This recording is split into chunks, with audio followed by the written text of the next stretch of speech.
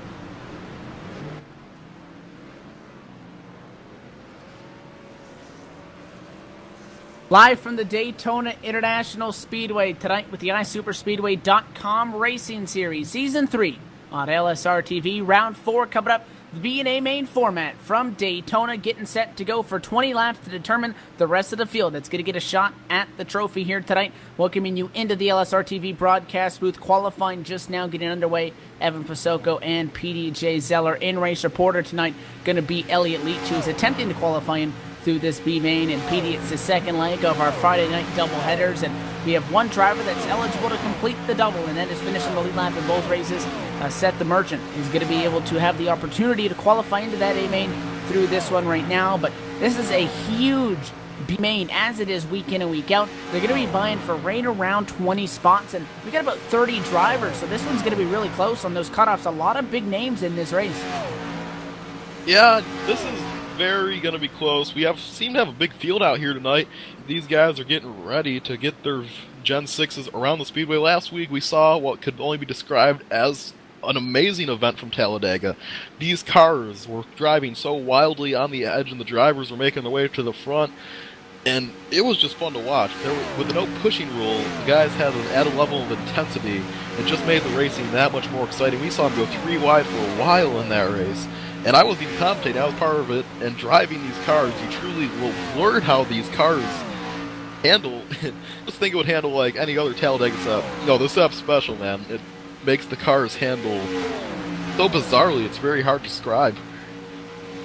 They are on the ragged edge at any given moment. They are working through the qualifying procedures here. 5-minute closed qualifier, so 2 laps, best of the 2 count, solo car runs.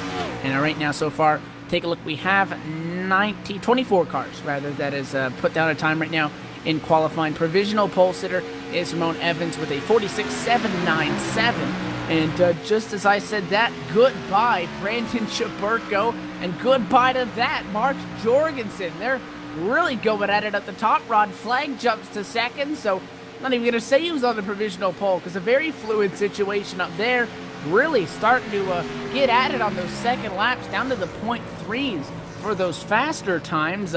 Again, the chase cutoff, for those that may be new to iSuperSpeedway, is after race 11. And races 12 through 16 going to be a 5-race chase for the championship in that one. So currently working tonight is race 4 of 16, so still quite a ways till we get to that championship cutoff, but that cutoff is going to be at P12 in the standings, and we will let you know where they sit right now. 3 races into this season. Current points leader, and again, kind of irrelevant at this point, but it is Shane McEachin up at the top. 2 starts, 2 top 5s. So far, rather 3 starts, 2 top 5s. So a good so far, a solid performance by McEachin. Hunter Bowles is second. They are tied for the top spot. Then almost 16 points back, you find Greg Hooks in third. Rod Flag is fourth. He's 23 back. 24 back is Josh Hanner. They are at the top 5. Rounding up the top 10, you got Chaburko, Ball, Cattell, Osborne, and Tanner Mann. Then right now, the cutoff has Ramon Evans in by 1, Jimmy Todd out by 1. And again, not really the biggest factor in tonight's race. It's historic grandstands. It's owned and operated by the International Speedway Corporation. Broke ground back in 1957 and opened 2 years later in 1959 for a construction cost at that time of $3 million US.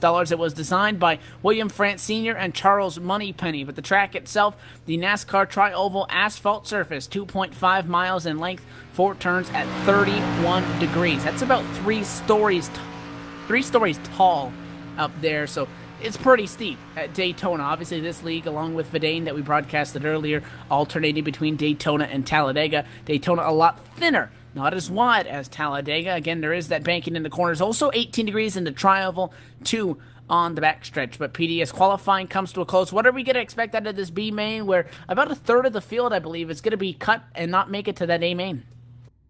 Well, I expect a lot of hard racing with the special setup. Like we talked about, these guys will be on the ragged edge every lap, and we should see what we've come to know in this league, some spectacular racing as they get ready to grid here from Daytona. And, you know, we're going to see a lot of comers and goers this race. We'll probably see 1 or 2 big ones. And honestly, I think we're in for one heck of a battle here. I think we're going to see guys like Burko, knowing they're already locked into the chase, maybe drive a little bit more aggressive than he normally would. I also expect to see some guys that need to make it in, like Mark Jorgensen on the pole, Rodney Warford, and Rod Flag. I expect to see them try drive a little bit harder too, because they have a little bit of points cap, but they just want to get up to the front tonight. Also, third position tonight, Seth the Merchant, the only eligible driver doing the double. Elliott Leach and William Tex in the field also are attempting to do both races, but cannot successfully do the double because they did not complete all the laps in the first one. And I expect Seth the Merchant to try to give it his all, try to be the only second ever driver to complete the double.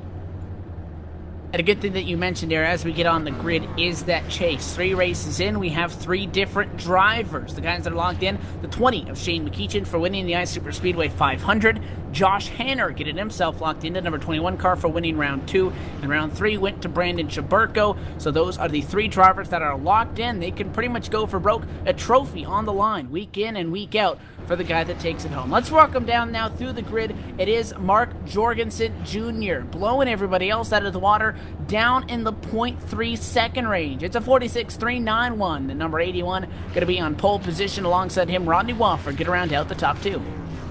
Starting in third tonight at the double attempter, Seth the Merchant, and fourth is fourth in points, Rod Flag.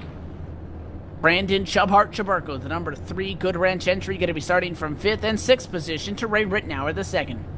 In 7th tonight, Greg Hooks the 98, and 8th is Tony Fain. Jason Altman's going to roll. That's the insider, row 5, and 9th, 10th position to Corey Henry. 11th tonight is Brogan Lott, and 12th is Tommy Hall. Brian Underwood, the 42 Under Armour entry, going to be 13th position alongside him, 14th starting position, and Jimmy Tolliver.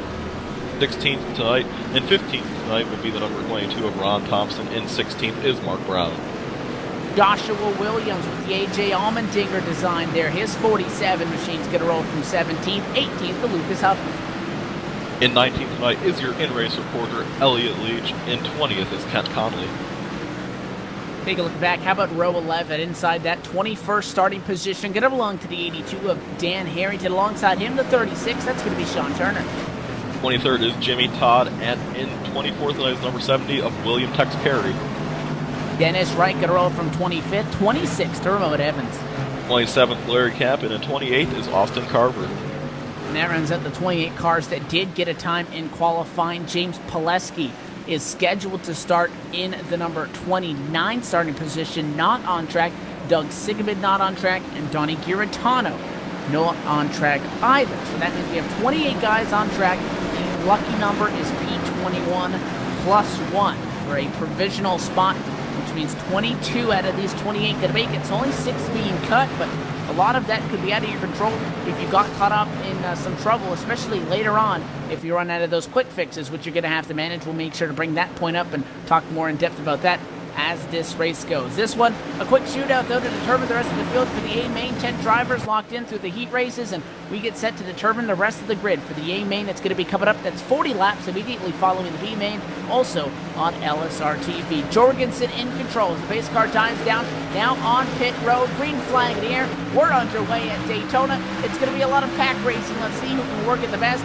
2 wide across the stripe all the way through. As they are 2 wide still pushing each other now, trying to get to the corner where they cannot push, something we see week in and week out in the iSuperSpeedway League. The 7 of Rodney Warford is right on the outside of that 81 of Mark Jorgensen Jr. as he has no immediate help. The Rob Flag is falling back quite a bit, leaving a hole for Chaburko if he so wanted to go to the outside. But Brandon Chaburko seems to be content running on the inside right now. You will see the 3 on the roof of this car is orange tonight rather than the usual white. That means he is eligible for the iSuperSpeedway bonus. If you can win the race with the orange numbers, the amount of money you can win goes up each week if no one wins it. But when someone eventually does win it, they will get a nice little cash bonus, and you see that tonight with Chaburko trying to win the feature tonight to get that iSuperSpeedway bonus, as he has help from Greg Hooks. They're going to go to the outside of Seth DeMerchant and Mark Jorgensen Jr. Yes, Seth DeMerchant down on that inside, again looking to complete the double and finish on the lead lap in both races tonight. Got second at Verdane. He was second that time across the start-finish line. You saw the 98-3 pushing. They can do so on the straightaways. That includes the backstretch and also the short shoots from 4 to the tri-oval and then out of the tri-oval down into corner number 1. So you really got to time it and get the most out of it that you can. That does give a clear advantage, I'd say, to the guys on the bottom, because at 933 can get some air, get right back to it, and they can defend their position. Surprised that the top 5, actually top 6, broke away a little bit. A lot of single file throughout the pack. You don't anticipate that to last long because these guys are all going to start to group back up close to each other once that draft really starts to kick into effect, and they'll get sucked into a big pack, and that's when things can get real interesting. iSuperSpeedway always providing some of the closest racing that you'll see, and we've seen that week in and week out. Don't expect anything less than that tonight. Nearly contact between Greg Hooks and a 933. DeMerchant sliding up just a little bit. He gets back down. He's working with Jorgensen. You talked about the I-5 bonus tonight. $25 up for grabs in that one. Guys that are eligible, you'll see the orange numbers. You talked about Chaburko. You also have the number 14 of Robbie Roy, the 21 of Josh Hanner, 29 of Hunter Bowles, and Dennis Wright in the 54. The fact that it's 25 means that we've gone 4 races that has not been clean, rather. So what that means is $25. That's the biggest I-5 bonus payout that we've ever seen with iSuperSpeedway. The previous best was from Brandon Chaburko. He won $20 from it back earlier on in the year last season. So $25, the biggest I-5 purse up for grabs in iSuperSpeedway history in these last few years, and it's going to be up for grabs here tonight. Chaburko was one of the drivers that we know can get the job done quickly, and he has a shot at it. Top 2 on the inside are clear from the outside as Chaburko and Hooks try to battle back. Another one that's eligible for Robbie Roy in the 14 will not be racing tonight as Chaburko gets a great run. Robbie Roy sadly had to go watch the Hunger Games with the girlfriend tonight, so could not make the show. So that will make just 3 drivers tonight eligible for that I-5 bonus, as Chaburko's trying to take the lead here in the B-Main. Short little shootout we have here for the B-Main, just a 20-lap sprint. Very short race. These guys are not used to running races this short, and so far these guys have done a good job keeping caution free. You don't really want caution in a race like this. With being such a short little sprint, you'll have problems if you have a caution, and that's not something you want, because a quarter of the race go by if there's a caution in a 20-lap race up, and then as we see Chaburko battling on the outside of the Merchant, that is not what you want to see here tonight. And that's nearly a quarter of the race gone if we were to see a caution flag. Rod Flag sitting where he does every week. The dark horse down on the bottom lane, minding his own business, getting some help from the 7 of Rodney Wofford. They're moving their way up back through the field after Rod slipped a little bit from his P4 starting position. The outside, and I said don't expect them to stay all strained out for long. We've now kind of grouped back up on the high side. Chaburko and Hook still up there with the 97 of Jason Altmans. The 19 is joining them up there as well. That's Broken Launch, and then the 78 as well, Tony Fenn. All up on the outside lane. Again, it is hard. You really got to work at it. You got to stay committed to the outside if you're going to make that work long term versus the inside. Because you can't push, because of the way this setup is set up to the point where it's going to get us a lot of a pack style race. We get a lot of contact. The 22 is able to hang on. That nearly got ugly with the 73. And right in the middle of my point there. But essentially, track position is a lot more important, Petey, when you can't use that tandem and just fly around the whole track. Yeah. Right now we see the battle for the transfer spot is getting real tight back there. These guys are racing hard. 21st in the transfer spot, and they're starting to pull away from 22nd. So you have to feel pretty confident right now. If you're Kent Conley from Thickwood Hill Green, you're almost gone from the 09 of Lucas Hoffman, and with 21 plus 1 making it tonight, I feel pretty confident about Kent Conley's odds right now from Thickwood Hill Green. Now, obviously, there could be a caution as we have come to know with Super Speedways, the big one lurks at any given moment. But meanwhile, Brandon Chaburko has taken over the lead. He got great on the outside with help from Greg Cooks. Give that 3-car the lead, the I-5 10th tonight, and he is your new leader from Daytona. And again, Chaburko looking for the checkered flag. You can pretty much guarantee that he'd be good on a provisional if you were to slide back for whatever reason. Can't get that bonus for winning this race, but he needs to be obviously in the top 22 here tonight. To be able to get a shot at that A-main later on, but he's doing what he needs to do. He's a big fan of the 3-wide. He is up on the outside lane. Now that leaves Greg Hooks needing help from the 97 of Jason Altman. They work right now together up on the outside lane. The lead draft is 21 cars deep, which means that basically, if you're in that lead draft of cars, you're in. And everybody from there on back, the provisional is going to be determined between them. Believe it would go maybe to Ramon Evans or Larry Camp, depending on those guys out there, depending on how those provisionals do fly. But lead draft is 21 cars. 21 is the magic number excluding provisionals. So if these guys are aware of that, they might just hang around a little bit. Who knows? They're still going at it hard. The 22s had a couple of close calls. That's Ron Thompson really trying to pinch down on the 82 on the inside. That's Dan Harrington's machine, trying to get whatever time that he can get. He also on that outside lane along with everybody else. How about Greg Hooks, though? Trying to get the job done. He wants Open to give him the shove that he gave to Chaburko so he can put that 98 Napa machine to the top spot. Sits second right now. Here comes Greg Hooks on the outside with help right now from that number 97 machine. They're trying to make a run. We haven't... Caution is on the racetrack. There looks like that a wreck back there. We'll try to see who that was. And it appears... I haven't really found anything yet. Have you, Evan? Caution flag is out. The 70 of William Tex Perry has gone around. Caution flag is out, and that was ugly, down in 1 and 2. The 70 was in line behind the 54. Actually, correction, it's going into 3 and 4. I mean, that machine just went to the apron, and the apron is very unforgiving. At Talladega, there's the apron, there's a small progression, and then the the track. Here, you go right from apron to track. It's a 30-degree nearly incline that you're hitting there. 70 machine just went low, tried to come back up, and got turned on the nose. The 83 going to get some damage. Perry back up into the outside wall. Caution flag flies from that one. He is retired from the race. His night is done, and his hopes of being able to make it to the A-main are dashed quite early. Meanwhile, we're already halfway through this one the next time by. Currently, lap 10 is in the works, and got to give a shout-out to Brogan Launch, one of the bigger... About halfway through the race. We're going to take our first opportunity tonight to talk to our in-race reporter, Elliot Leach, in the 41 car. Do you have a copy? Yes, sir, I do. Well, Elliot, we saw a lot of insane racing going on in that first half, and we saw the 21 cars pull away from the second little pack that going on there, with 21 being the magic number tonight. How do you feel about your odds right now?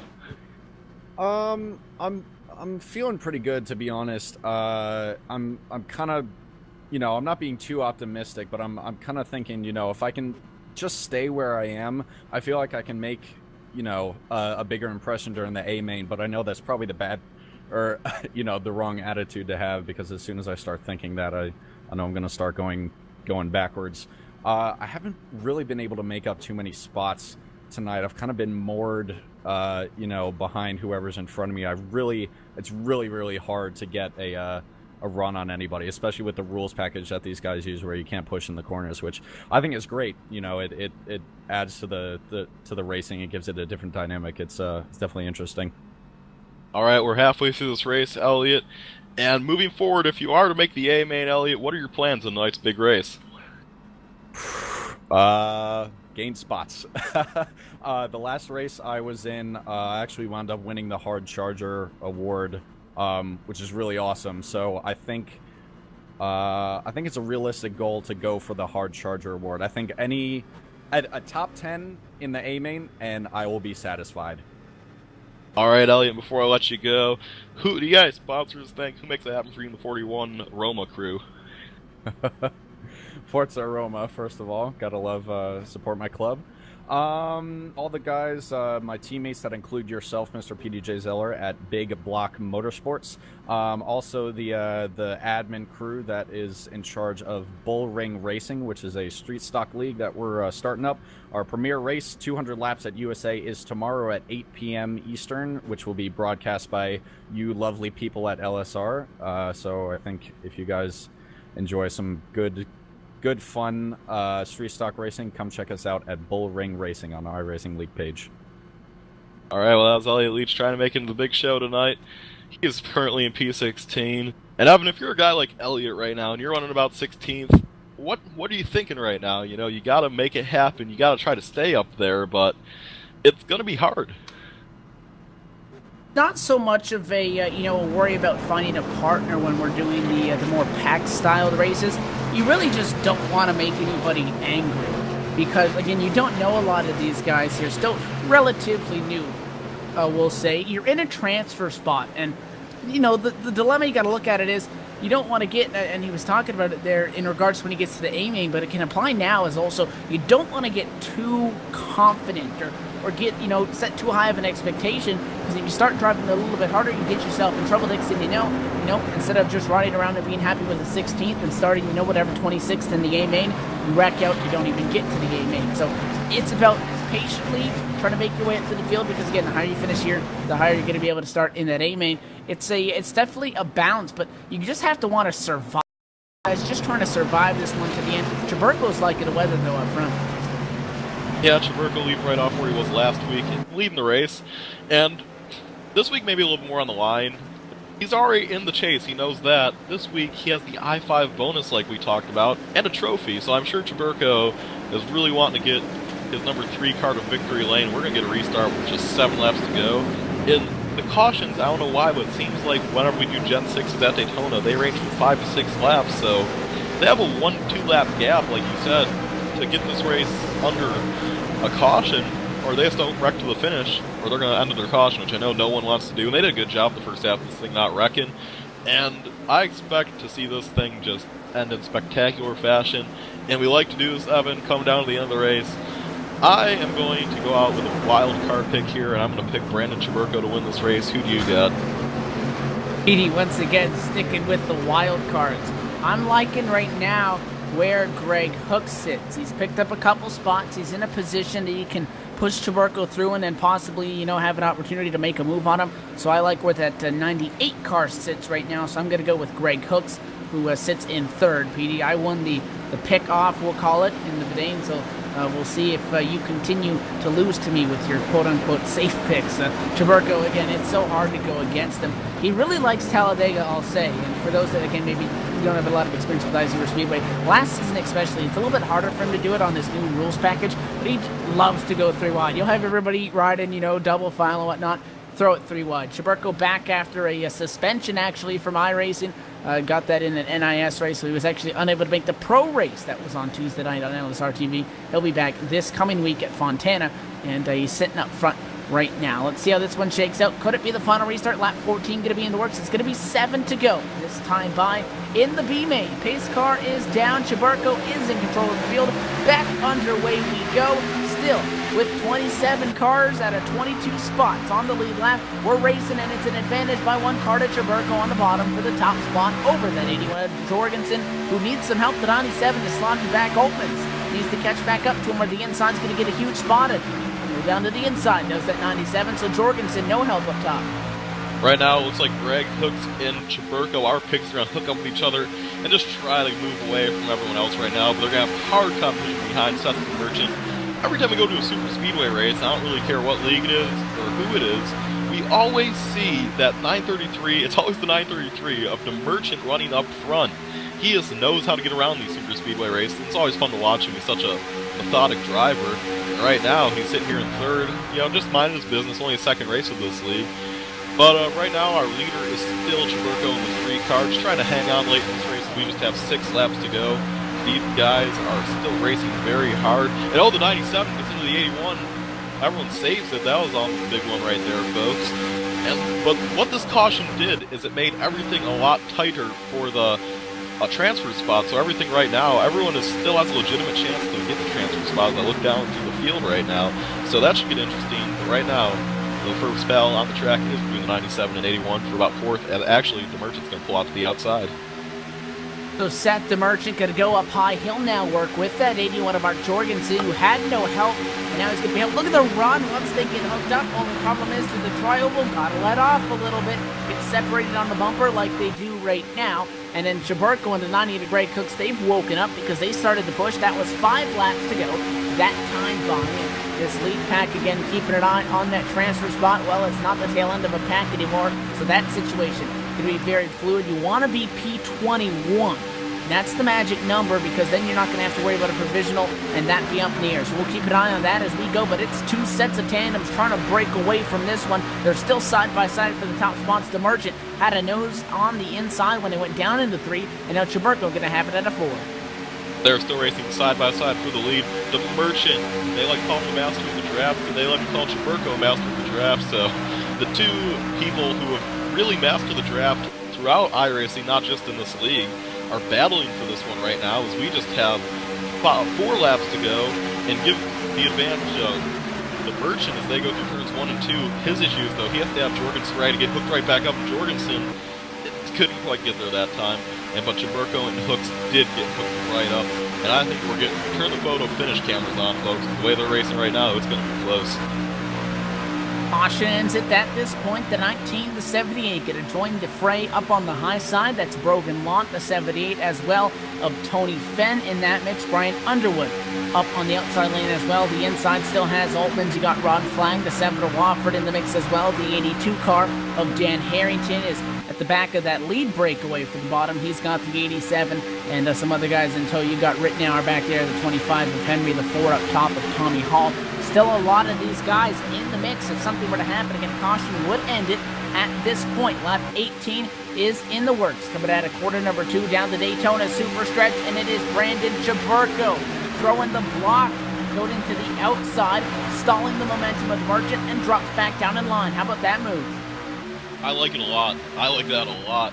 That was a real smart move on Chaburko's part there, and it may have just won the race because just 2 laps to go. He made a good move. That was a big run they had. He couldn't let them have that, and I really like what he did there. Although he can't block him here, because that would qualify as bump drafting the tri-oval, and that will get the Merchant to his outside, but the Merchant doesn't have immediate help.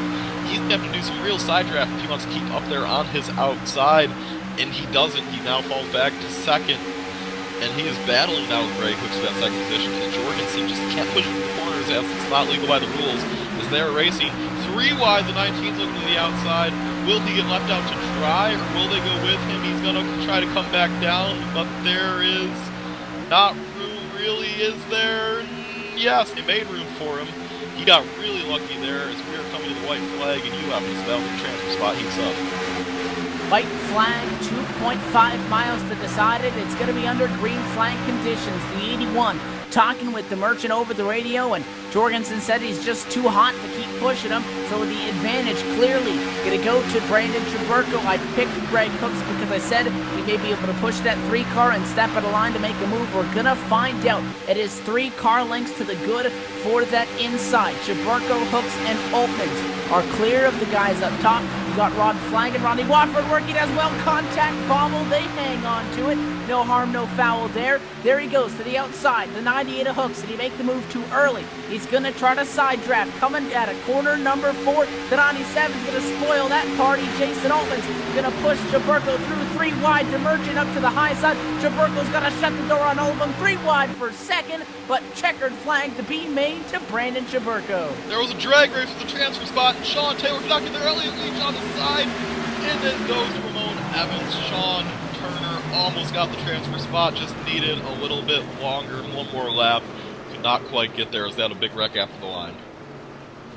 Yeah, that 36 tried everything he could. He'd gone to the right rear of the 83 at the line and only took himself out after that one. They were wrecking for the transfer spot, and it is going to be P21, the cutoff officially for Ramon Evans. The provisional, it's going to be determined between Sean Turner, Ron Thompson, Lucas Huffman, Joshua Williams, Dennis Wright, Larry Camp, William Perry. Those are the other drivers. So we're waiting a word from race officials on who that's going to be, and then we'll try to get an opportunity to talk to them. But the B main is in the books. We're going to step away from the microphones for a little bit and get everything set up. The A main, what everybody came for, is going to be coming up. Brandon Chaburko, checkered flag, and our warm-up for tonight. We still got 40 more laps of racing. That's when it's going to get exciting because the hardware is on the line for that one. You're watching the iSuperSpeedway.com Racing Series Season 3 on LSRTV. More racing from race 4 on the year from Daytona. Coming up, the A-Main. Going to be coming up not too long. Stay tuned on LSRTV.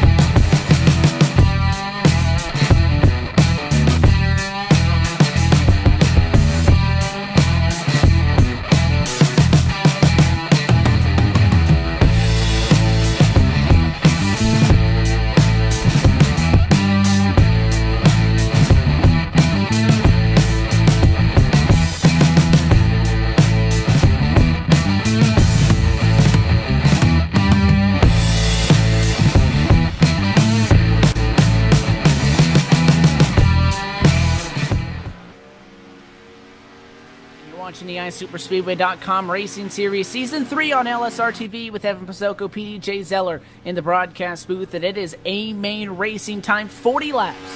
Going to be on the board to determine who walks away for the hardware and possibly an additional $25 bonus, and a ticket could be punched into the championship, which is coming up here later on in the season. And these guys, again, PD, there is no qualifying. They are just wrapping up with some practice, and we're going to get right down to the grid. Again, the current drivers that are locked into the chase: Josh Hanner for winning race 2. Shane McEachin won the season opener of the iSuperSpeedway 500. Brandon Chaburko took home the checkered flag 1 week ago. They are locked in. A couple of drivers eligible for a $25 bonus tonight include Chaburko, Robbie Roy, Josh Hanner, Hunter Bowles, Dennis Wright. They are, you can tile them by those orange numbers, orange hubcaps, and orange rims. They're obviously eligible for the $25. That's the highest that the I-5 bonus has been in. Again, if it's not picked up, it goes from $5. $5 will be added on incrementally throughout the weeks if nobody wins it. We're up to 25. The previous high has been 20 that Chaburko took home last season. So this is an all-time high for the I-5 bonus. We're on the grid and let you get you set and introduce you to the field row by row. Starting on pole is Brandon Kittel. He's going to be starting from that top position, and alongside him, starting in second position, is going to be Josh Ball. Shane McEachin going to be starting in the number 3 spot. Doug Sigmund going to be in 4th. That is row number 2. Donnie Giratano going to be in the number 5 spot, 6th to Hunter Bowles. William Roberts going to be starting in 7th, 8th to Derek Walker.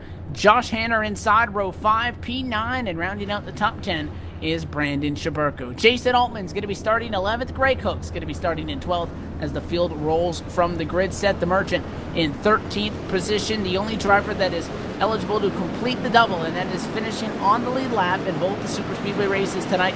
Friday night LSRTV Super Speedway doubleheaders. Finished second at Verdane. If he can do so, he will join our own PDJ Zeller as the only driver to be able to successfully do so. Alongside him, going to be Martin Jorgensen Jr. in 14th position, 15th to Rod Flagg, 16th to Tony Fenn. Brian Underwood going to be 17th, 18th to Dan Harrington. Ray Rittenauer, the second, is going to be 19th, and rounding up the top 20 is Corey Henry, electing to start down from pit road. Brogan Lott going to be starting 21st, 22nd, Jimmy Tolliver. Elliott Leach, our in-race reporter, in 23rd, 24th to Tommy Hall, 25th to Mark Brown, Jimmy Todd, 26th, 27th, Austin Carver, and Kent Connolly round out the cars that have a elected qualifying position. He'll be 28th, Ramon Evans, and 29th, 30th position, Dennis Wright, Lucas Huffman, and James Pileski. The final 2 drivers eligible, not on track, so it's going to be a 30-car field. We'll determine who walks away again with the hardware here tonight, and already coasting through 3 and 4, so we get set for 40 laps under the lights in Daytona Beach, Florida.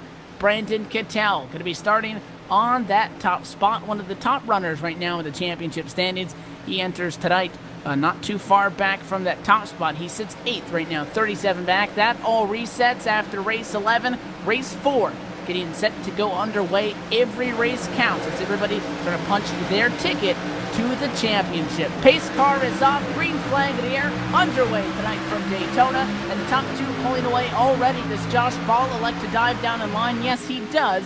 Inside advantage by 3 cars. Josh Ball, every week with a different Lowe's paint scheme. This week, lucky to go with that blue, kind of fun paint scheme. Going to be pushing that 80 of Brand Kittel. Sporting a different paint scheme this week. You see a lot of different paint schemes this week. These guys run a lot of special cars. You cannot push in the corner. Josh Ball getting as close as you can without pushing. Immediately, the top 4 are gone across the field. Then it gets even more wild. They are side by side right now for about the 5th position with the 06 and the number 21, the 06 being Doug Simpson, and the 21 being Josh Hanner. Josh Hanner winning a race earlier this season, and he has helped shortly from behind by Seth the Merchant. The guy we talked about having the only shot right now to do the double tonight. A lot of racing for one night, and 2 different cars, same track, but the Nationwide car and the Cup car are 2 completely different cars, and with this set being as wild and crazy as it is, it has to be difficult for a guy like Seth to jump in these cars and do this. As we see the outside line finally start to get a little bit of run as the 06 of Doug Sigmund is trying to make a run up on that outside. He's on the outside of the 2 machine right now. The 2 machine in 3rd of Donnie Giranto. And he probably just wants to get up there right now and get out of the way of trouble. We know that this setup has been caused couple of big ones this year. It's been fun to watch, though, because the racing's been insane, and you cannot push them corners, and the 29's getting awfully close right there. And the 29 at the 06 had that huge run coming up on the outside lane. Doug Sigmund was the beneficiary of the push from that 29, tucked up behind him, being Hunter Bowles' machine. Again, Cattell leads at the inside, still is clear, 3 car lengths to the good before you find William Roberts, who is 4th in line. He finally has a peek from Doug Sigmund up high on that outside lane. The 21 of Josh Hanner, I-5 bonus eligible driver, along with Hunter Bowles. You can see again those orange numbers representing that. You got Seth the Merchant, as you talked about. Greg Hook's working with him. A lot of guys spread throughout this field that have some legitimate shots at this one. The 2 car maybe had an opportunity. I want to see, it's going to be interesting. Does Donnie Giratano jump up to the outside in front of the 9? Actually, well, we got guys abandoning the high side. 29 of Bowles down to the inside to get in behind the Merchant. He's going to get in front of Rod Flag. So the inside still is the place to be. The outside, I think, is really going to work, PD, if you have a decent amount of cars. 21 wants to go with it. Josh Hanner going to jump up to the high side. He'll get up in front of William Roberts, and he'll now lead the outside charge. Looking in the back there, I saw Chaburgo already trying to make some 3 wide moves as he's been known to make. No one really wanted to go with him this early, but that was exciting to watch him attempt that. But right now, the 48 is going to jump the outside. Josh Ball, they're going to try to freight train Brandon Cattell. Will they all get by him? It's going to be close here, folks. The 21, and Chaburgo's in the wall on the outside as they race side by side for the lead, leaving Greg Hooks on the outside, but Chaburgo's hit the wall pretty hard. That's a lot of damage. They have quick repairs, though, so he'll be okay, but the 3 wide might have been a little aggressive too early, but a guy like Chaburgo has nothing on the line but getting a trophy tonight. You have to expect that of him. He was one of the 2 pros that... Oh, car around! Rod Flag, hard! Down spinning. Did he hit the wall? Yes, he did. He hit it hard. No caution. And there goes the engine as well. He's in the grass. No caution. And it looks like it was the 55 who got loose, came down, caught Rod, and Rod was an innocent bystander in that one, got knocked into the inside wall. It was also the 55 car, PD, that slid up the racetrack and evidently put Chaburgo in the wall. There are quick fixes, but with that kind of damage, he could lose a lap here if he continues to slide back. He has helped the 42 of Brian Underwood hanging with him. That's helping him stay with that draft, but Derek Walker not making any friends as the 55 has now essentially put 2 guys in the fence. I want to comment on the 3 of Chaburgo and the 42 of Underwood. About 2 weeks ago, there was a very big fight between them 2 crews. There was fighting all over the garage area, and it went on for days. And the arguing was continuous, so I think it's kind of funny how these 2 have to work with each other now after they were in a very big argument as of late. As a battle for the lead will heat up here. Josh Ball is on that outside line trying to get by Brandon Cattell. Brandon Cattell being the other pro driver that races this league. He's on the inside line. He has help from that 2 car, but on the outside, Josh Ball has good help from the 21 of Hanner.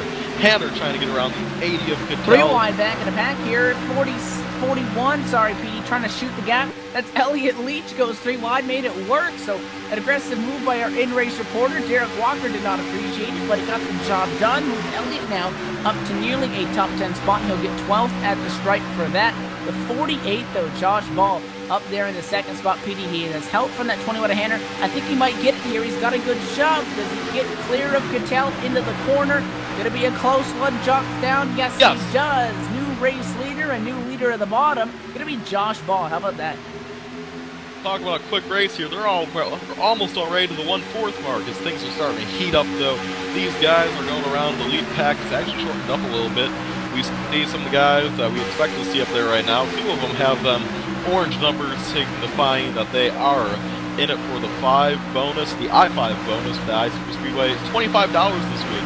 If one of them 3 cars, Robbie Roy not making the race, Chaburgo, Hanner, and Bowles, if any of them 3 can win tonight, they will get $25 bonus, highest in the history of this league. Next person to win it will break the previous record set by Brandon Chaburgo in that 3 car. He won 20 last season. Someone's going to try to get 25 tonight. If they don't get it tonight, it will go up even more. So this is exciting to watch, though. Them 2 I-5 drivers trying to get by on the outside. That Arizona machine cannot quite find his way. Even on the side, here comes Cattell to the outside. They have quite a bit of gap. Can Cattell take the lead back from Ball? It's going to be close here. Will the 2 get to the 48's bumper quick enough? Oh, they have a great run on the outside, and I believe Cattell is clear. He's clear. And he pulls down. Could not quite bring Hanner with him. I believe he wanted to. But in races like this, you cannot just do that. So meanwhile, new leader, Brandon Cattell.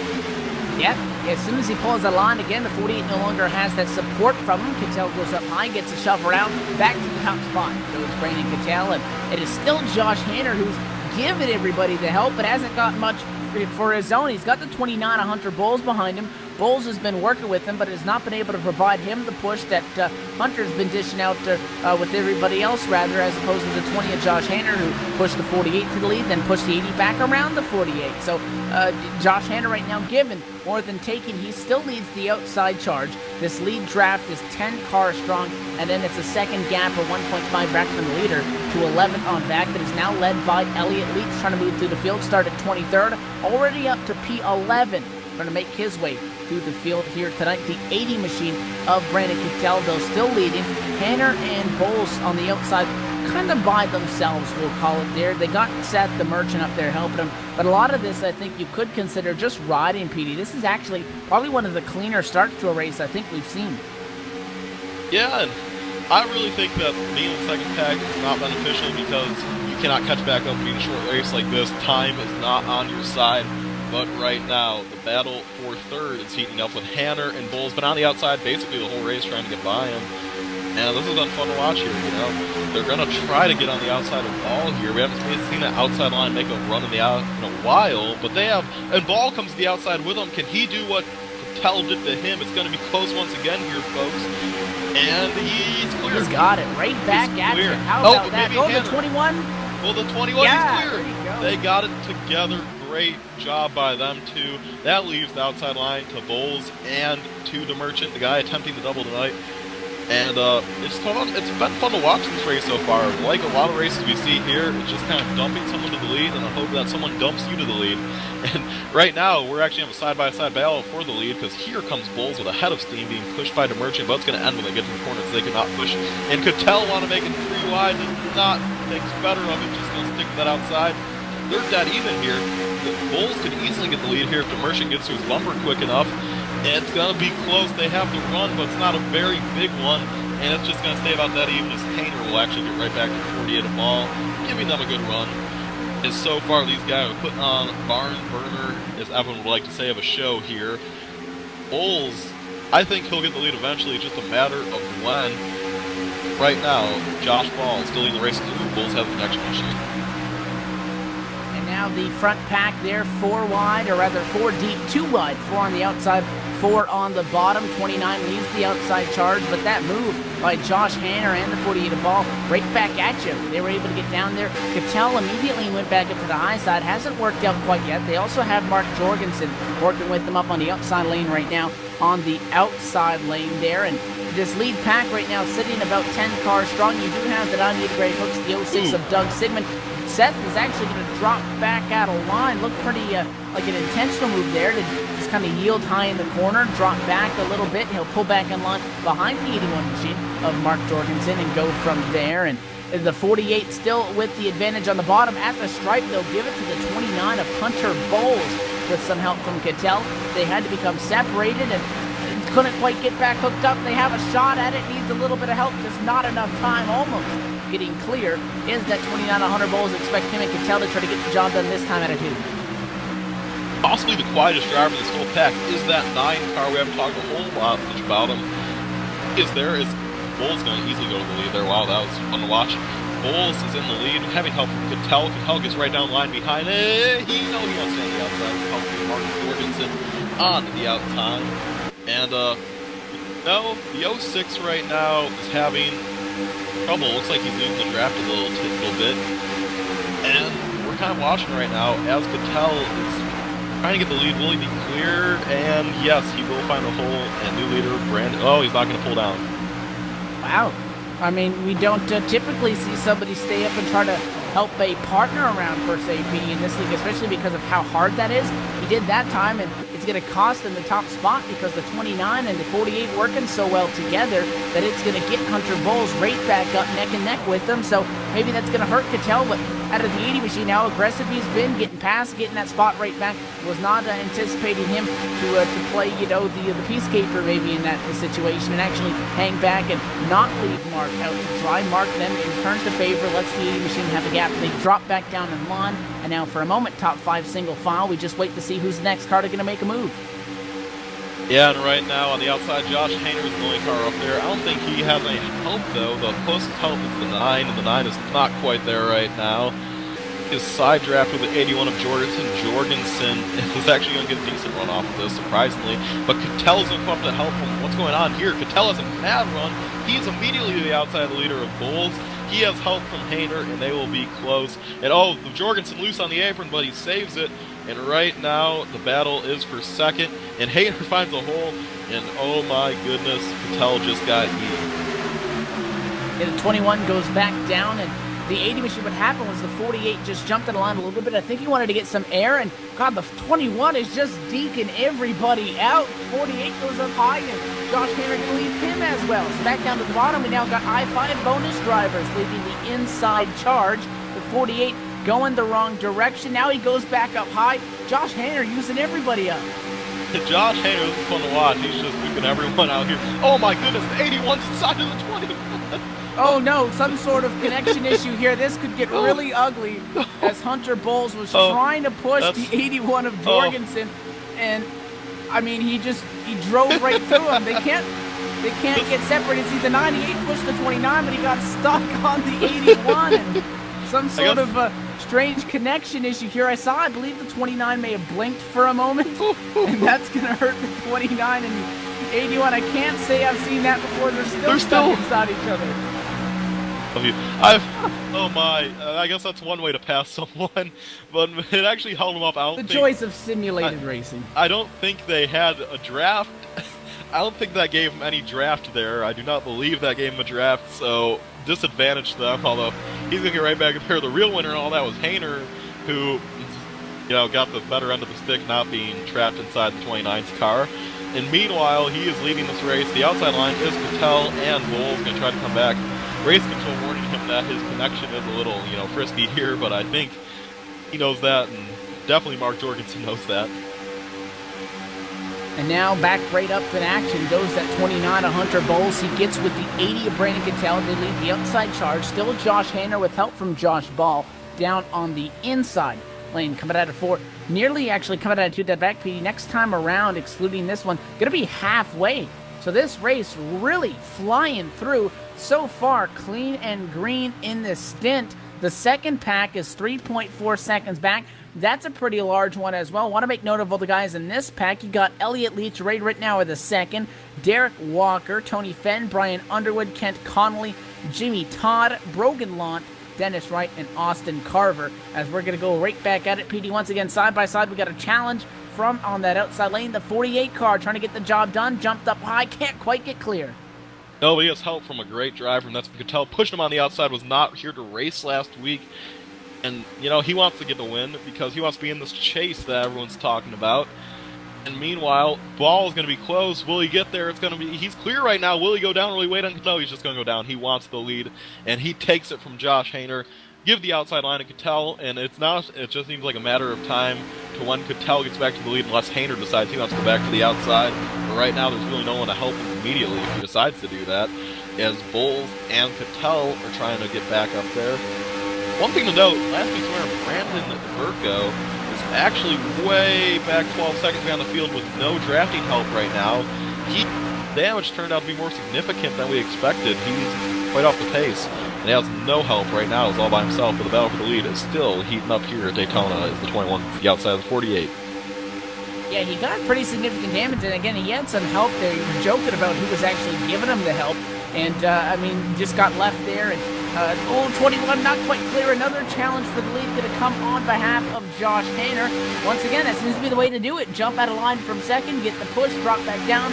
He got the spot. It's a game of chess because they're going to keep swapping out the top one. Cattell wants to go 3 wide. No help, though, from the 29 of Hunter Bowles. Thinks about it. And by the time he gets to him, I think we'll be back to 2 wide. No, he leaves him. Cattell is going to be able to get that spot in line, but he wants to go 3 wide. He's going to be filling in for Jaburko in this lead pack, being real aggressive. Jorgensen working with the 48, slides up. That was a close call. Nearly got into Hayner. Everybody good for the time being. Things starting to heat up now past the halfway point. Now, one thing to note, if this does go green, now I'm going to do what you do. I'm going to knock on some wood because we ought to go green, but hopefully, if this goes green, we might get to see some insane green flag pit stops. They're 3 wide. Chaburko has some help from Hunter Bowles on the outside, and this is going to be, Bowles is on the edge, but he does not want to do that apparently yet, and that leaves Cattell to hang on the outside. But like I was saying, green flag pit stops could have a whole new mix of this, is it looks like the Merchant is willing to make that 3 wide move on the outside, but they didn't have it run at all, so they have to pull back to side by side. And the first battle on the track right now is for second between Jorgensen and Hayner. Hayner is just trying to get back to that lead, which he juked everyone to get. Yeah, the 2 car is helping him up there. That's Donnie Giratano up on the outside lane of that one at the moment as they sit right now. And again, 2 wide through the field. It seems like, if anything, you don't want to be in the lead spot, not because of the typical reason that you would think of the guy behind you stepping in the line to make the pass, but pretty much stepping in the line and leaving you, because we haven't really seen somebody be able to be on that top spot and hang on to it for quite some time. Some of the biggest movers right now at this top group is Mark Jorgensen Jr. He sits third. He started 14th and starting in 12th. That sits fifth right now was Greg Cook. So shout out to those guys as they've been able to pick up quite a good amount of spots. Look, 81 goes high. The 48 puts a block on him, and it's a secondary move by that number 81 Machine of Jorgensen to still get the push, and he'll still get clear. Can the 21 get enough room? No. Still, Josh Hayner keeps on giving, and I mean, he's only caught 1 break so far to get back down in line, and he'll lead the outside charge, but it was an attempted block by Josh Ball. Jorgensen wasn't having any of it, and he'll lead this time by. One thing I'd like to note is this lead pack is actually out. The 06 already lost it, and right now, Patel and I believe that is the 933 of Seth the Merchant, they can't push in the corners. It's going to be really hard for them to catch back up. I'll be surprised if they do it. So they might fall into the hands of the second pack unless they can make something happen here.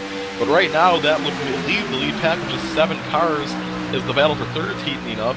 And Evan, if you're a guy like Cattell, I think the best decision right now is kind of just let it happen and catch up in that second pack and hope for a caution. But his biggest issue is losing his lead pack. The second pack has fallen 5 seconds behind the lead pack, and we're almost 3/4 of the way done with this race. Cattell, this could be costly. We can't catch back up. Yeah, that's one of the risks that you always think of, is you drop back maybe some of the guys back there, you know, from starting deeper in the pack or getting some damage. But, you know, some people some people actually drop back there as a strategy call. We'll say Doug Sigmund is a little bit off pace. He got way sideways in the middle of the group there in that lead pack. He dropped down to the apron. He got back going, but he lost a lot of time in that one. So they continue to cycle through.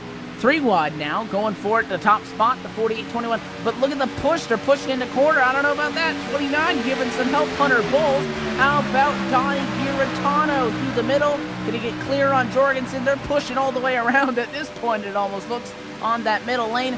Give it to the 2. Window is about 38 laps then. All right, so remember that number. This is a 40-lap race. If they go green all the way, which it has that look, I hope I'm not jinxing it, there's a chance that maybe someone like Jorgensen, if they go side by side with the lead with Mark Jorgensen, and he is going to clear him, and he should pull right down as he will. The chance someone like Chaburko, who's been on the pace, is saving gas back there. Do you think there's a chance he could save 3 laps of fuel, though?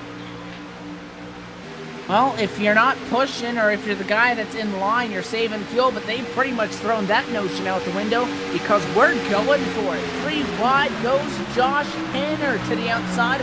He pushes the 29 car up on the outside lane. The I-5 bonus drivers. Hunter Bowles leads that charge. They kind of stall out a little bit. 3 wide at Daytona. That's not an easy thing to do. You got to watch yourselves. 933 low high, trying to hang on to that thing and keep it steady. Another close call. They're really pinching on each other now. Yeah, they are, and they're 3 wide right now. Oh my goodness, the 80 gets really close to the 29. We're coming to just 10 to go this time by, and I think the drivers know it.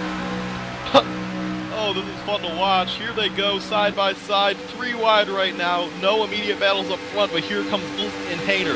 The I-5 bonus cars helping each other out right now, and here they come onto the outside. Can the 29 just going to leave him out to dry? The 29 has left-hander out to dry on the way outside, as we are now having a battle for second almost.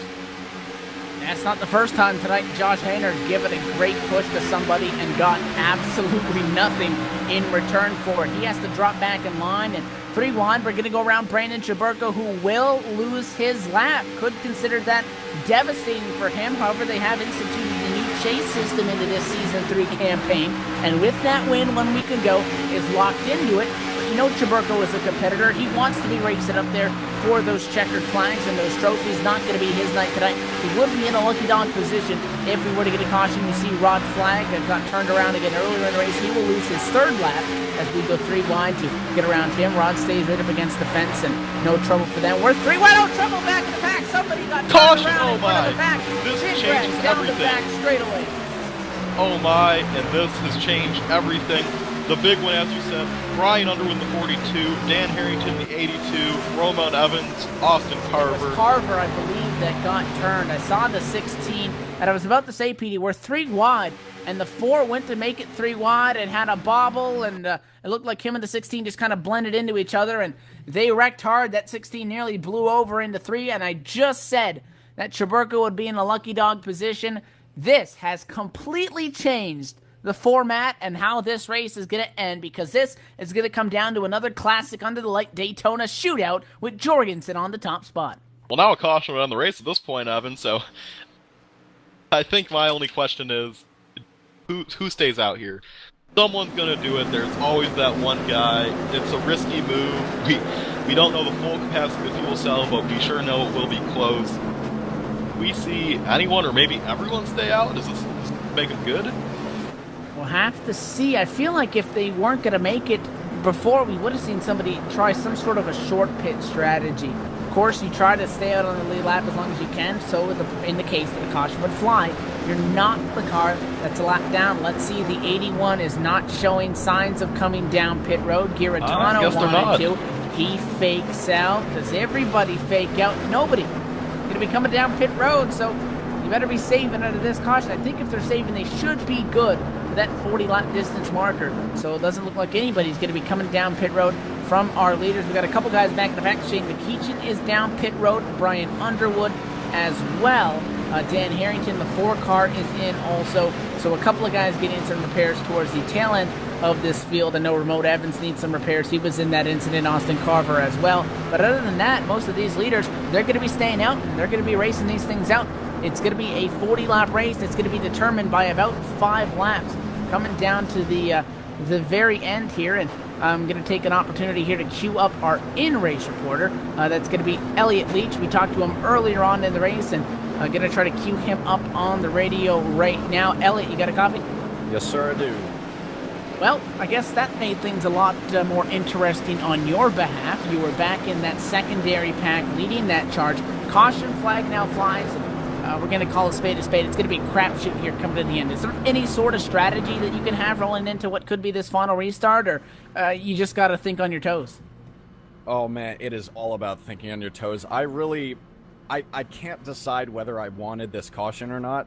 I don't know. My mind is kind of leaning towards no, because now we're going to restart with, like 4 or 5 laps to go, something like that.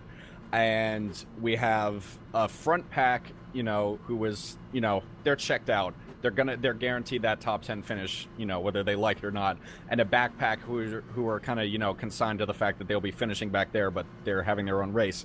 Now, all of a sudden, we're put together again. And we're going to have worried people up front, I would assume, and overly ambitious people behind. And I think it's going to make for, I don't know, risky racing, riskier than I really wanted to be put into that kind of a situation right now.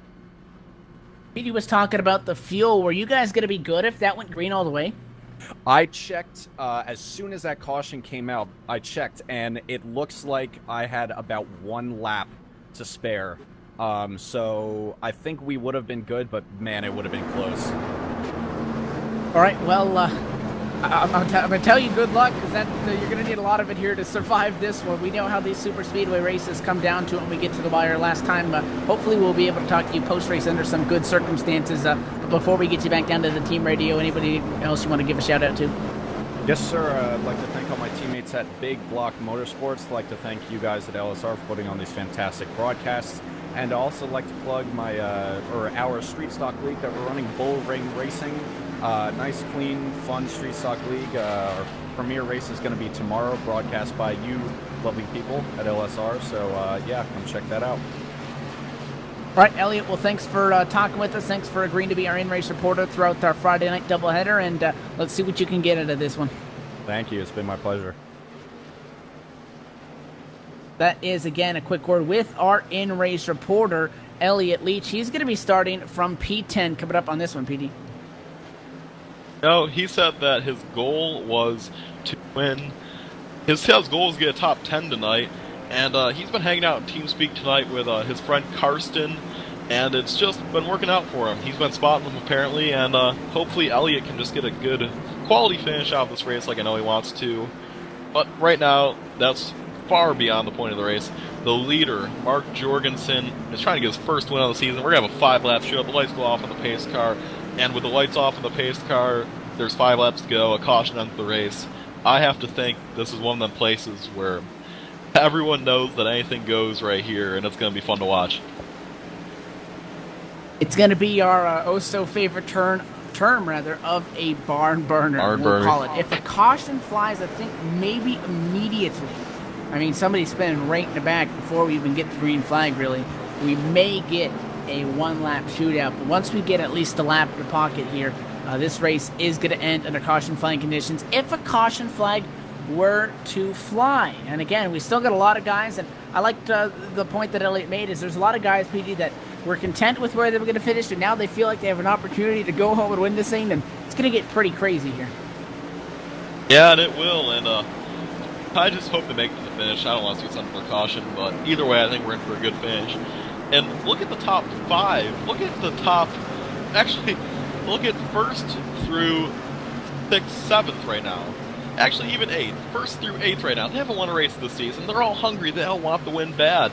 And we know they're going to go after it. Now, Josh Ball in 8th did win the preseason shootout, but he wants to get his lock in the chase. I didn't lock him in anything. So, I just think... Right now, Evan, you know, we do this. I'm going to do it right now before they go green. My pick is Brandon Cattell in the 80. Oh, I want to make a pick, but I don't know if they're all going to make it to the checkered flag, so we'll just stick with anonymous on this one. At a quarter number 4, final restart. 5 laps to go, a trophy, a checkered flag, a possible $25, and a ticket to the championship on the line. Green flag in the air, back underway at Daytona. Advantage to Mark Jorgensen Jr. on the inside lane. The 2 of Donnie Giratano up on the outside, sliding back just a little bit. The 29 gets aggressive, looking to move to the bottom. Brandon Cattell not wasting any time. He forces the Bulls 48 to the balls top. on the apron. The 48 of Josh Balls on the apron saves it somehow, and that stack things up in the back. But right now, they're still racing in front for the lead. He just saved this race right there with that move. And right now, the leader is Mark Jorgensen being pushed by Cattell in the 80. Cattell, the oh-so-aggressive driver, wants to get it done here. Will he have enough time? Will he have the right moves to make it? And will they make it back to the stripe? These are the things we are asking ourselves right now as they're coming just 4 laps to go. Cattell has help from the 933 of the Merchant, who he knows aggressive. They're going to jump to the outside Jorgensen. Jorgensen with no help. I have to imagine that Cattell will get the advantage here. Will he? It'll be close because Greg Cook's got there. And Cattell is clear. Does he pull right down, or does he try to help the Merchant? And he's going to help him as long as he can. And will he stay up there? Will he come down? We're about to find out. Here they come. Cattell, actually, he can help the Merchant get clear. They have a lot of time to do this. They somehow managed to stay clear to that whole corner. And oh my goodness, I think he's going to take the Merchant win. The first time we've seen anyone do something like this the whole night. And they are clear. We saw it happen earlier when the 21 pushed somebody around and he was able to slink in line again, but the first time that it was really designed as Cattell waited, they weren't hooked up on the bottom. They're able to get the top spot. 81 now going to go high, clips the 2 of Giratano, small check up there. Get back to the contact, 21 hard contact, up and over goes Josh Hanner.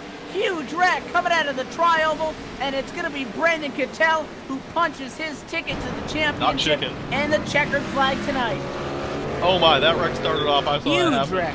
That one started off. Elliot Leach was underneath the 9. The 9 did not see him there, and he just kind of came down, crossed his nose, got Elliot loose. He came up. If it's not them, somebody else could have punched their ticket. I'll try to do that in a second, but that was a big wreck right there. Yeah, the 41 threw it low. The 9 got a little bit of contact there, and it was the 21 machine who, with the Elliot Leach wreck, we'll call it here, huge contact up and over. That 21 was in the air for the majority of that. We had a couple more guys over. The 78 was over. We had another guy slotting on his lid for about 3/4 of that corner, trying to find who that was. That may have been Dennis Wright's machine. It was. That car was up and over, and a big, ugly wreck coming down at what was going to be about 3 laps to go. And this one will end this race. And Petey's got the radio queued up with our in-race reporter, Elliot Leach. Elliot, that was a big one, and it looked like you were underneath the 9, but he just didn't give you the room you needed. What happened from your perspective there? I'm a little worried that may have actually been my fault. I'm gonna have to go back and look at the replay. If you say it was the 9, it looks like the 9 kind of, he checked up, but at the same time, it looked like he was going high. So I figured I might as well just take advantage of that. So I stuck my nose down underneath. I think I may have been a little bit underneath the yellow line as well.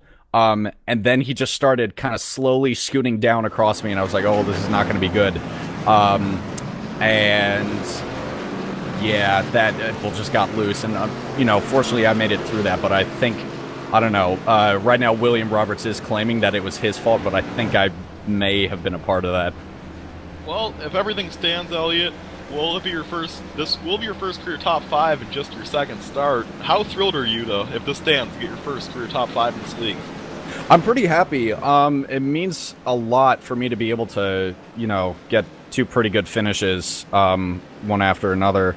Honestly, I was happy with my 9th place finish last time around at Daytona. So this 5th spot is pretty awesome, honestly. And that does actually mean I just realized that I'm also eligible for the I-5 bonus next week, I believe. So yeah, feeling pretty good. Elliot pointed out, it will be $30 next week due to none of the I-5 people winning tonight. So Elliot, if this stands, we'll be eligible for win $30 next week. That was Elliot Leach going to come out of your P5 if everything stands. And Evan, we thought Cattell was going to win a race. We just didn't know when, and he got the job done tonight. I think this means a lot for him. He's able to sneak through, and I talked about the points as he was 8th in the standings. Add himself to that championship battle as he punches his ticket here tonight, and he's able to get that as the caution flag flew when he was out in the top spot. And the white flag is in the air through 3 and 4 for the final time. We do have now another driver that has successfully completed the double set. The Merchant going to get second in both Verdane and iSuperSpeedway, so he now knocks Petey Zeller off. If it's not the throne them, for the best somebody finishes, else could have punched their ticket. and he becomes the second driver to be able to complete the double in the season. It was a wild one. We saw, they waited a long time to do it, Petey, but when they did it, it was huge, and it couldn't come at a better time than for the 80 of Brandon Cattell. Quarter number 4 for the final time and into the Trial. Welcome to the chase for the championship. Ticket has been punched. Brandon Cattell, checkered flag, and a championship trophy now that he has a chance to battle for. He takes home season race number 4. Checkered flag for Brandon Cattell. Congratulatory bumps going all the way around. Cattell, a lot of drivers get upset with Cattell sometimes, so this has to be thrilling for him. Your unofficial top 5, Cattell, DeMerchant, and here they go. Cattell, DeMerchant, Jorgensen, Hooks, and Leach. Great event tonight. We will talk to your top 3 momentarily. Cattell's going to get a little bit of a love turn, we'll call it. It started as a tap. He got turned into the fence. He's still going to burn it down in quarter number 1. He takes home the checkered flag tonight. Post-race show coming up. We'll talk to the top 3 finishers, recap what has been a wild night of super speedway racing, and we'll send you off in preparation for the next Friday night super speedway doubleheader. Actually going to be in 2 weeks' time. Most of these leagues are off next Friday for the Thanksgiving weekend. So we're going to step away. The post-race show still coming up. You're watching iSuperSpeedway.com on LSRTV.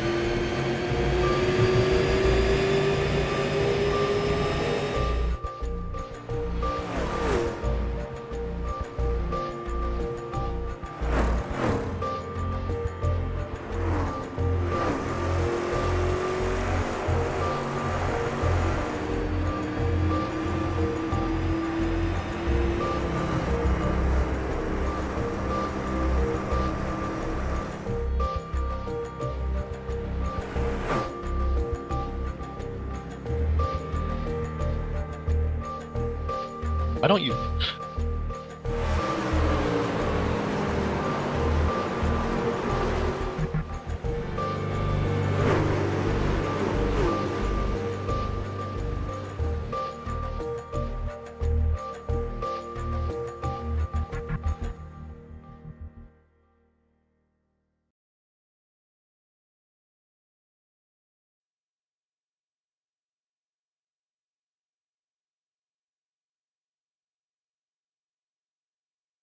Back live from the Daytona International Speedway, the World Center of Speed, where Brandon Cattell has been able to take home the checkered flag tonight. But we have caught up with our third place finisher, and it was a good fight, a good effort. It's going to be a P3 result for the driver of that 81. We're caught up on pit road with Mark Jorgensen. Mark, a solid finish for you and the gang here, able to get some momentum rolling. Started back in 14th position, so out of the guys that finished in front of you, you started further back in the pack than those two. How were you able to fight your way through the field after what was looking like it was going to be a race that went green all the way? Caution flew late, and it was the shootout at the end there.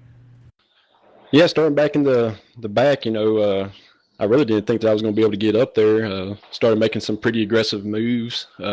Greg, he stuck with me, kind of pushed me up through there a little bit, kind of went 3 wide a couple times, shuffled some guys back, and just kind of found my way up at the front.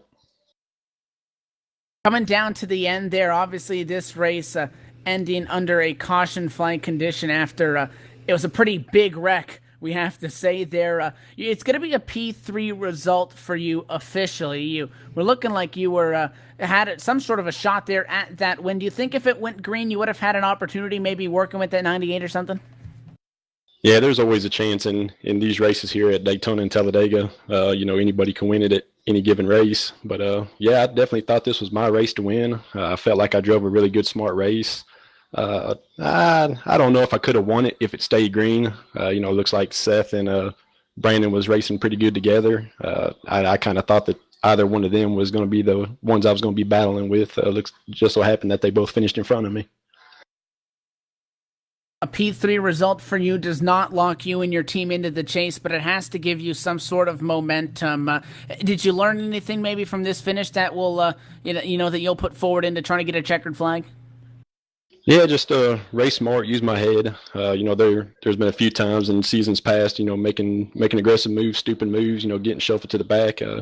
These group of guys, they're real, real good. So if you get shuffled back to the back, it's hard to get up front. But, yeah, I learned a little bit that I think I can apply next week. All right, well, Mark, before we let you go, sponsors and shout-outs, everybody, who made it happen for you in the 81 team?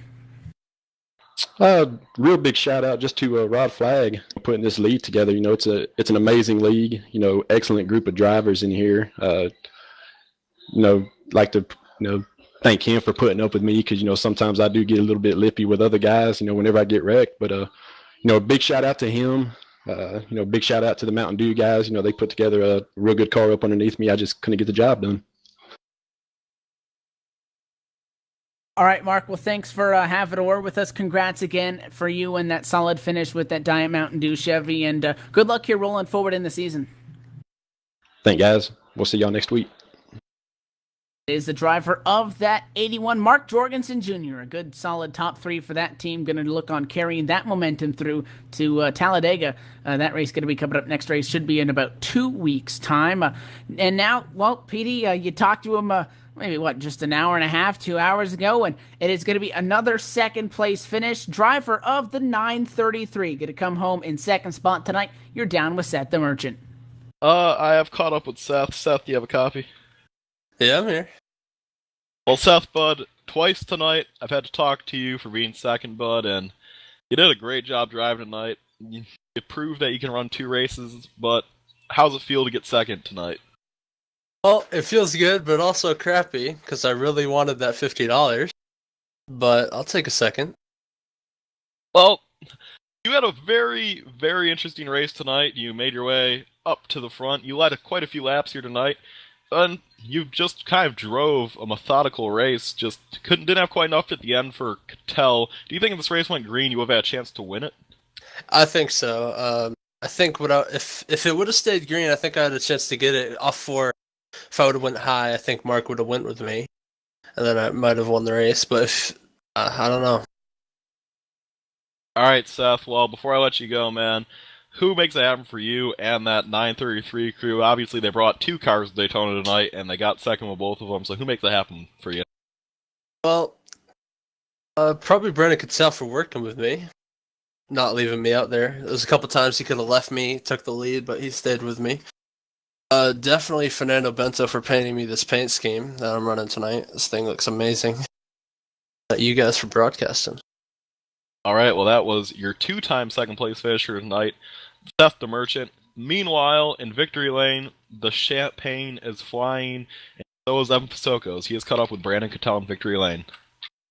It's not quite a chicken punch, but it has been a ticket punched to the championship. Brandon Cattell getting the job done tonight. That 80 machine, Brandon, now going to be a factor in that 5-race chase to determine who walks away with the Season 3 championship. First initial thoughts from you. How big is this win to not have to worry about the points for these next few weeks, to be able to know that you're guaranteed a spot in that battle? It's big because I just run these next couple races, just do my thing, not have to worry about points or anything, and just make it to the chase and do my thing then, and just start over and try to go for the win. Sorting in the top 5 is about drivers, Brandon, that worked their way up to the field. From 2nd through 5th, they started 13th, 14th, 12th, and 23rd. Different story for you. You know, you got pole position for this race, and although you didn't lead that throughout the whole race, you were up front, and especially that long green flag run, doing a lot of good work there to get the checkered flag. What kind of strategy did you have to work rolling into this one, knowing, again, the way the setup is a very aggressive and on-the-edge setup, as well as the draft rules that you had to keep into effect? How were you able to keep that 80 machine up front and in contention? This Daytona, man, you gotta stay up there. You gotta be in that top like 8 around there. Got to make sure you can put yourself in a position to go for the win, and I think that's what I and Seth did there at the end. I knew he was going to go with me, and I knew if we got clear around those guys on the outside lane, I think we could have the run and get around Mark. We're 4 points races in. We have 4 different drivers now that are locked into the championship. If you want to include our preseason races as well, we have not had any repeat winners. We're going to see that 80 machine maybe in victory lane at Talladega? Maybe. Who knows? It's Russian roulette out here. You just gotta do your thing and just hope you make it to the end to win the race. All right, well, before we let you go, sponsors and shout-outs, everybody who made this kind of a run possible for you and the team. Well, I like to thank Robert Cattell Roofing, my dad's roofing company. I'd like to thank Jason Altman's Designs for the car and Too Many Cooks. I'd like to thank 3D Racing for the car. Great chassis. Ron worked really hard on the restrictor plate setup tonight. I'd like to thank all the Bud Light, what they support to Corey Henry's drinking issues, Frank's Smoking Hot Wife, the Holy Church of Dale, and Ken Squire, a.k.a. the Lucas Huffman, for calling the victory there on MRN Radio. All right, so amen to that, Brandon. Congratulations on the checkered flag tonight. Good luck rolling forward here. Yep, thank you. That is tonight's winner, one of the more energetic, exciting victory lane interviews. It is Cattell who was able to get the job done, and he's back in the room now. He's gone from the room. Okay, so Brandon Cattell is able to get home the checkered flag tonight. We're going to give you a full field rundown now, and again, we talked to the top 3. Cattell, DeMerchant, Jorgensen, your top 3. You had Greg Hooks in 4th, Elliott Leach in 5th position. Not too shabby of a finish for our in-race reporter. Able to get a lot of spots there as he was able to avoid the carnage going on all the way around him there in that final wreck. 6th to Derek Walker. Josh Ball, 7th, 8th position to Tony Fenn. Kent Connolly in the number 9 spot. Doug Sigmund will round out our top 10. 11th tonight's Daniel Harrington, and 12th, Brandon Schaberkel. Last week's work not quite get it done tonight. And 13th is Brian Underwood. 14th, Austin Carver. 15th, Ramon Evans. 16th, Jimmy Tolliver. 17th, Danny Garato. Had a good run going, just kind of fell apart at the end there. And 18th, Mark Brown. 19th, William Roberts. And rounding out your top 20 was an I-5 contender, Hunter Bowles.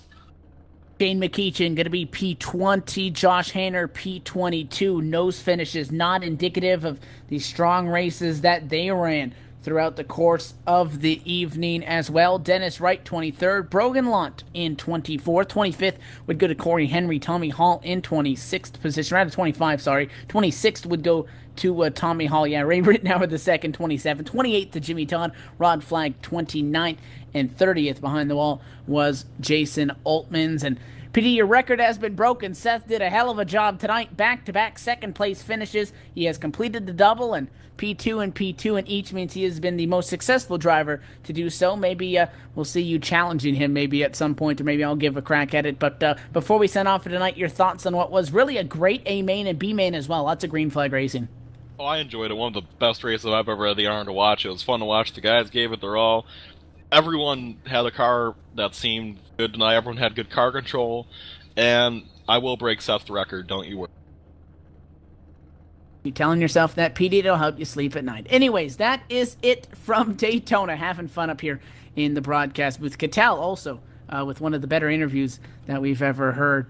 But he takes home the checkered flag tonight, and that is it after really a great night of racing overall and a great A and B main. Lots of green flag racing, lots of good hard racing. One of probably the better outings that we've had all season long, and iSuperSpeedway always puts on the show. We've had a fourth driver now in 4 races punch their ticket to the championship, and well, maybe another 2 weeks' time going to be the next time out. That one going to be at Talladega for the B and A main format. Once again, 25-lap B main, 50-lap A main provisionally at Talladega. 2 weeks' time, that's going to be on December the 5th. So on behalf of everybody here at iSuperSpeedway.com Racing Series, League Administration, Rod Flag, and everybody else that makes that possible over here on our side at LSRTV, Laura Lawson, obviously pushing the buttons down there in the infield, as always, getting us on air tonight. PDJ Zeller for joining me up at the broadcast booth. My name is Evan Pasoko.